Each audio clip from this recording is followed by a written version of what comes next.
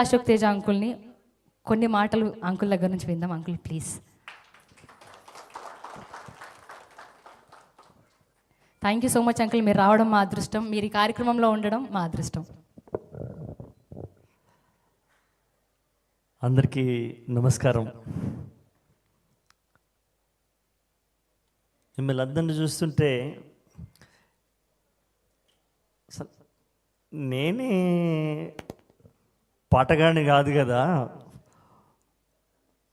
ఏ రకంగా చూసినా ప్రజలకు అత్యంత దగ్గరైన వాళ్ళు నాకన్నా 100 రెట్లు మీ అందరి దగ్గరైన వాళ్ళు. ఇదొక అపూర్వమైన ఘట్టం. నాకు కానీ వందే మాతరం శ్రీనివాస్ అన్నకు కానీ మా ఉన్న కెరియర్లో ఎప్పుడు ఇలాంటి సమ్మేళనం మేము చూసి ఎరగం.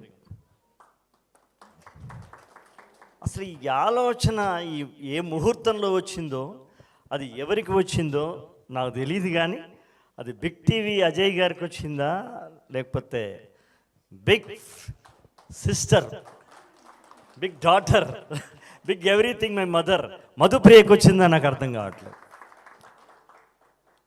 ఏదైనా హృదయం పరిశుద్ధంగా ఉండి, హృదయం చిత్తశుద్ధిగా ఉండి, ఏదో ఒక సమయంలో ఏదో ఒక క్షణంలో ఒక ఆలోచన వస్తుంది. ఆ ఆలోచన వచ్చిన తర్వాత ముందుకు అడుగు వేస్తుంటే 10,000 చేతులు ఆ ఆలోచనకు తోడవుతాయి అనేది ఒక సూత్రం. అది నువ్వు గొప్ప ఆలోచనతోటి నిజాయితీ గనుక నువ్వు బయలుదేరితే 10,000 చేతులు నీకు వెనక ఉంటాయి, నిన్ను తోస్తాయి, నిన్ను నడిపిస్తాయి అనేది ఒక సత్యం. ఇది సత్య ప్రమాణ వాక్యం. ఇది ఆ వాక్యానికి ఉదాహరణమే the big folk night of 23rd I'm right, 23rd. నేను మొన్ననే ఒక టీవీలో చెప్పాను, నేను ఒక వేదిక మీద ఒక భూపేన్ హజారికాని చూస్తాం, ఒక వేదిక మీద రేష్మాని చూస్తాం, ఒక వేదిక మీద ఒక గామా ఉంది, ఒక నర్సిరెడ్డిని చూస్తాం, ఒక వేదిక మీద ఒక వరంగల్ సీన్ను చూస్తాం, ఒక తిరుపతిని చూస్తాం, బోలేని చూస్తాం. కానీ ఒకే మీ వేదిక మీద అందరిని చూడటం అనేది మామూలు విషయం. అటు అమ్మాయిల విషయంలో కూడా గంగ ఏమి, మధుప్రియమి, ఆ చెల్లెళ్ళందరూ ఒక్కొక్కరు అద్భుతమైనటువంటి పర్ఫార్మెన్స్ చేసిన వాళ్ళు. అమ్మ పేరు రుక్కవ్వ, కనకవ్వ ఎక్కడికి వెళ్ళిపోయింది ఆమె కనకవ్వ? ఎప్పుడొచ్చిందో ఆ కనకవ్వ, ఎలా వెళ్ళిందో కనకవ్వ. ఇవాళ ఆమె ఒక శిఖరం మీద నక్షత్రంలా కనబడతా ఉంది. అంత లేటు వయసులో కూడా, అంత పెద్ద వయసులో కూడా ఆమె వచ్చి ఇవాళ మనందరినీ, అంటే అనేక మంది యువతులను దాటి ఒక శిఖరం మీదకి వెళ్ళింది అంటే ఎంత గొప్ప విషయం అది. కనుక ఒక అపూర్వమైనటువంటి సమ్మేళనాన్ని మనం చూస్తున్నాం. నిజంగా ఎలాంటి, అంటే నేనెందుకు వెళ్ళాలి మధుప్రియ పిలిస్తే, నేనెందుకు వెళ్ళాలి బిగ్ టీవీ ఆహ్వానిస్తే అని అనుకోకుండా, ఎలాంటి ఈగోలను ఫీల్ అవ్వకుండా మీరు ఏకాత్మతో వచ్చినారంటే సలాం to all, hats off all. చాలా గొప్ప విషయం అది. నిజంగా అంత గొప్ప మనసు నాకుందా అంటే నాకే డౌట్ వస్తుంది. నేను ఆలోచిస్తాను, ఏంటి వందే మాతరం సీన్ అన్నా నర్సిరెడ్డి, నేనెందుకు మరి ఇలా, నేనెందుకు అని. ఇలాంటి, అంటే ఇది తప్ప ఒప్పో తెలియదు కానీ జాన్, కళాకారులలో ఈ గుణం ఉంటుంది. ఇంకో రహస్యం చెప్పనా, తిరుపతి ఇంకో రహస్యం చెప్తా, ఉండకపోతే వాడు కళాకారుడే కాదు.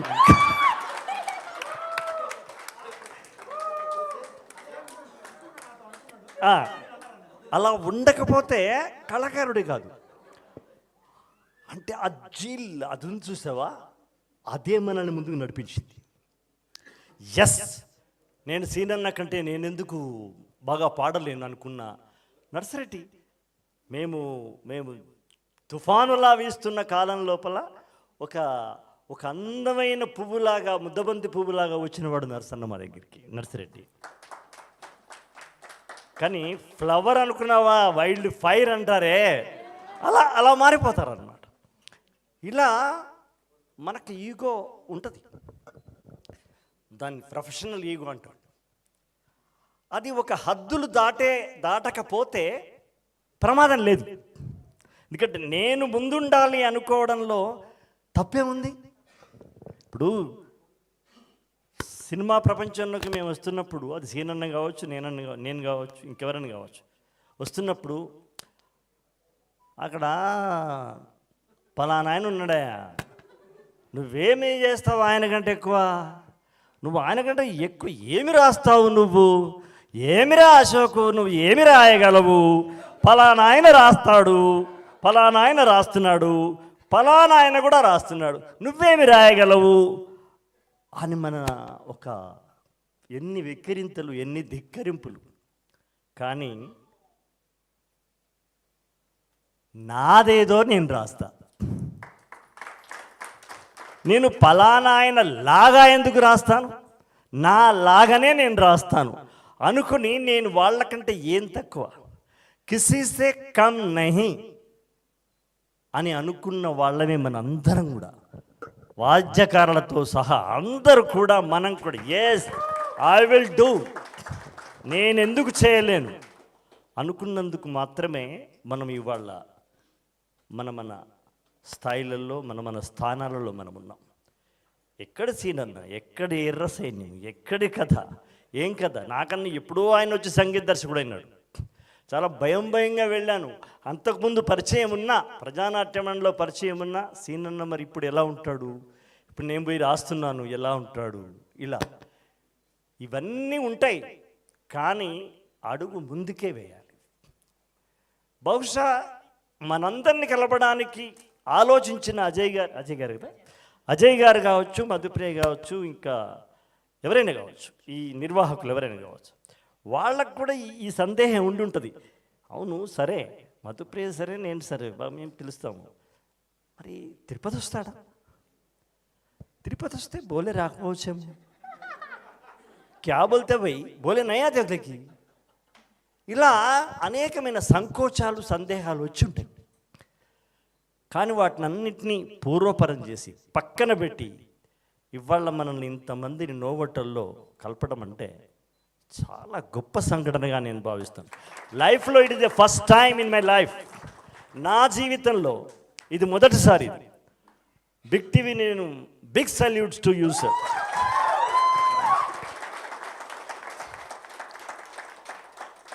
జనపదం అంటే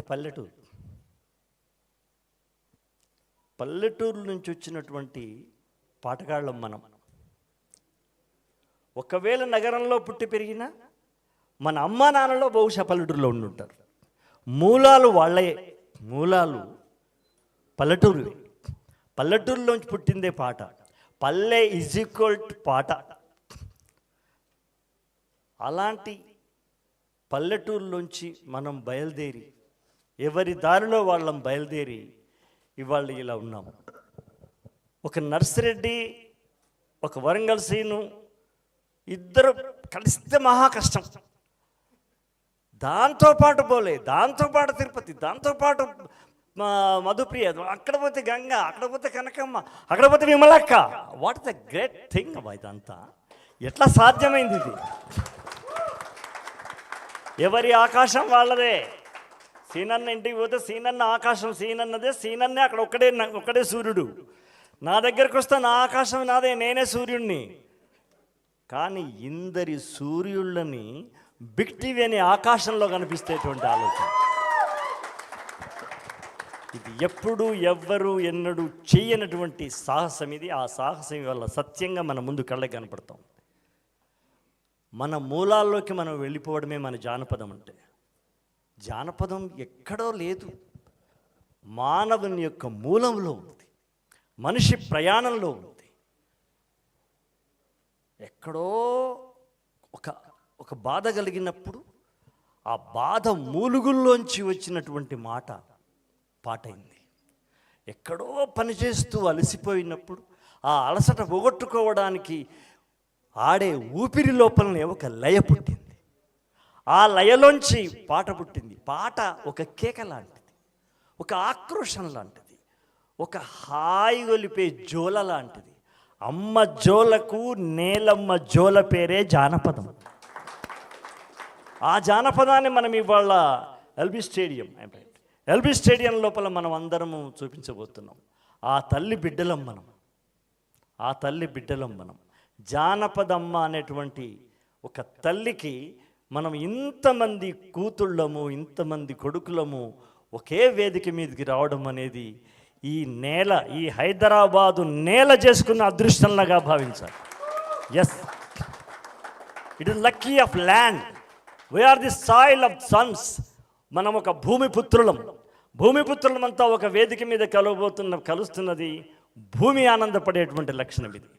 ఇలాంటి ఒక గొప్ప కార్యక్రమాన్ని మీరందరూ ఒక సుశిక్షితమైనటువంటి సైనికులే మీరందరూ రావడం, మీరందరూ పాల్గొనడం, వాళ్ళు చెప్పిన టైంకు మనము వచ్చి ఇక్కడ ఇవాళ ఈ కార్యక్రమాన్ని ప్రారంభించబోతూ ఉన్నాం.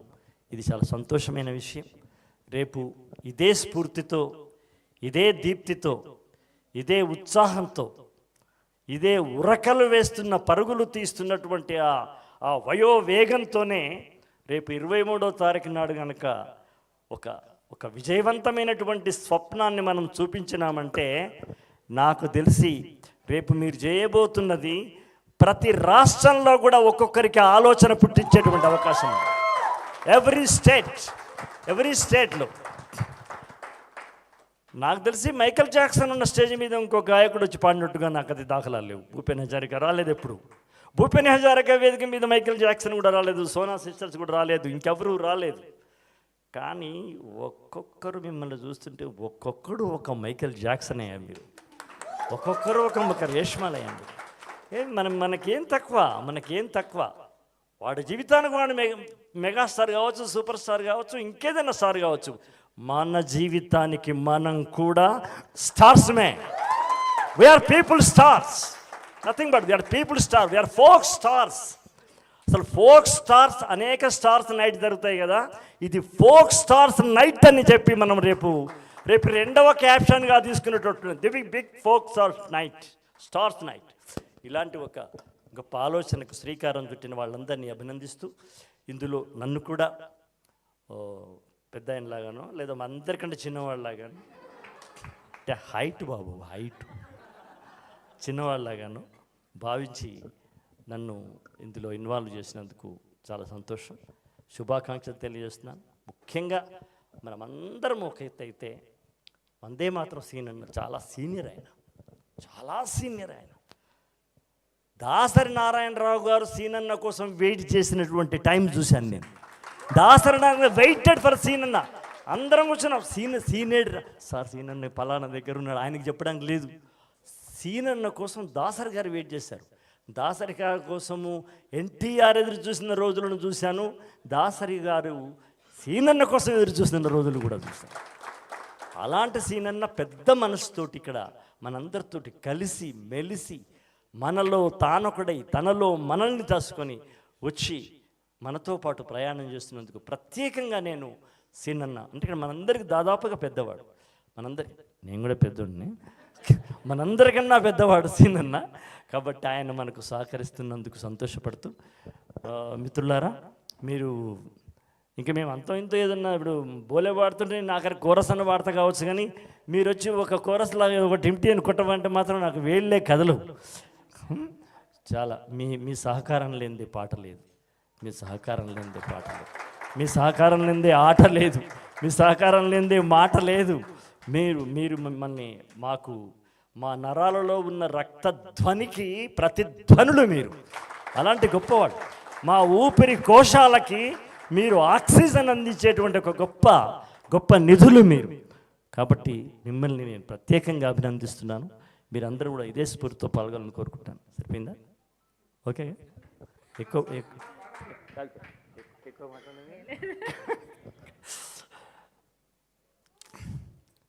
ఏంటమంటారు? ఏది వీళ్ళందరి ముందులా? సీనన్న అమ్మాయి ఒక పాట పాడమంటే కాదు ఏది వీళ్ళందరి ముందర. ఎందుకంటే అట్ట కాదు ఎందుకంటే నేను ఎప్పుడు తాళము నేను ఆఫీస్కి వేసి వస్తా, ఏం పడి తీసుకురాను. కాబట్టి నా తాళం ఎట్లుంటుందో నాకే తెలియదు, ఎక్కడ మొదలు పెడుతున్నో తెలియదు. మా సీనన్నకు తెలుసు. మొన్న అదే లెంత్లో రాసావు, అదే లెంత్ ఇది ఏది తరలుదాము రండి మనం జన్మభూమికి. మళ్ళీ ఇవాళ అదే లెంత్లో రాసి నేను ఎట్ట చావను, నేను దానికి దీనికి వెరైటీ చేయాలి కదా. ఎప్పుడు చూసినా 6-4 ఇట్లా ఇలాంటివన్నీ మేము చేస్తూ ఉంటాం. ఇవి తెర వెనుక సంగతులు. మేము పెద్ద పుడింగిలమేమి కాదు. మా అదృష్టం కొద్దీ మేము రాసిన అలా కలిసి అట్లా ఒక వెలుగులోకి వచ్చినాం కావచ్చు. కానీ మీకన్నా ముందు వయసు పెద్ద కాదు కాబట్టి వచ్చినావు తప్ప మా లేకపోతే ఎన్ని లేవు, ఎన్ని ఇబ్బందులు లేవు మాకు కూడా. ఏ దేవుడు కనలేదురా నీ అంతటి త్యాగిని. 31 సంవత్సరాల తర్వాత మొన్న కన్నప్పలో రాసిన 4 లైన్లు. ఏ దేవుడు కనలేదురా నీ అంతటి త్యాగిని, నయనాలతో నైవేద్యమా ఇది సాధ్యమా తిన్నడా. ఏ దేవుడు కనలేదురా నీ అంతటి త్యాగిని. కళ్ళు ఇవ్వడం మామూలు విషయం కాదు కదా. నయనాలతో నైవేద్యమా ఇది సాధ్యమా తిన్నడ. శైవం దైవం నాదేనని అహం బ్రహ్మ నేనేనని గడిపా గతం గత. ఇలా లేటెస్ట్ రాసింది ఒకటి మీకు అనిపిస్తుంది. Thank you so much uncle. ఒకసారి గట్టిగా చప్పట్లు కొడదాం. Thank you so much Siddhala Ashok Teja uncle. చాలా సంతోషం మీరు రావడం, మీరు కార్యక్రమంలో పార్టిసిపేట్ చేయడం మా అదృష్టంగా భావిస్తూ thank you so much. And ఇప్పుడు మనమందరం కూడా and event by elemental events ఒకసారి గట్టిగా చప్పట్లు కొడదాం ఎలిమెంటల్ మీడియాకి. అండ్ చాలా ప్రౌడ్గా